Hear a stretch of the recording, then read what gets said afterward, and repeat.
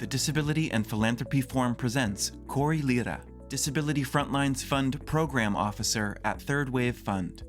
First, I just want to acknowledge that I think one of the key issues is really just staying alive. I think just like staying alive and staying resourced and well and in community and connected. And so I don't want to like jump right into like other topics without acknowledging. I think that that is like the first and foremost thing that comes to mind for me when I think about key issues. And I think it's important to acknowledge this particular moment we're in where, I think a lot of the grantees I work with are, navigating the different kinds of political repression and, the types of changes in how we even talk about COVID, for instance. We have, Long COVID Justice is one of our grantees and still doing work to not be like, we're post-COVID, right?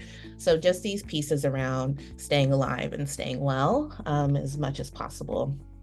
But I think some other pieces that I'll just name is that I think, we give out multi-year grants. And so we get to see the work over a period of time. And I think one large key issue or key trend that I'll name is just that long-term sustainability of the work. And, I think that reflects that for, I think a lot of folks who are in the queer and trans and disabled communities, we know that there's a high level of like expectation to do the work, if you're in that leadership role, and there's also high burnout.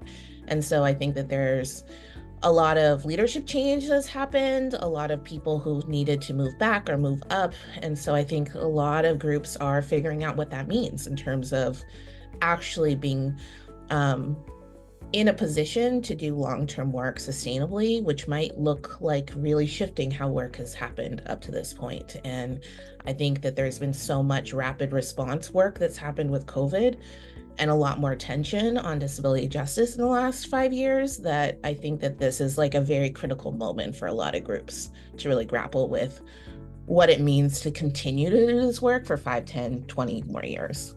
I think also acknowledging the particular economic limits of this moment, I think is very true for folks. Thinking about like, what kind of rapid response programs are out there now versus what were, at the start of the pandemic, for instance. And also just, I think, I care a lot about the like workers of organizations and thinking how more and more people are just really stretched thin with the economy shifting. And then I think the other issue that feels like the most consistent one across the folks I've been working with is really wanting to move from that kind of the conversation many of us have around like moving from representation into like deeply embedded reflection of communities in leadership and in programmatic priorities and values. And so I think that we've seen an increase in folks talking about disability justice and talking about queer and trans communities and queer and trans disabled communities and communities of color and how they all are impacted in this moment. And also I think that there's this real issue of, and now what?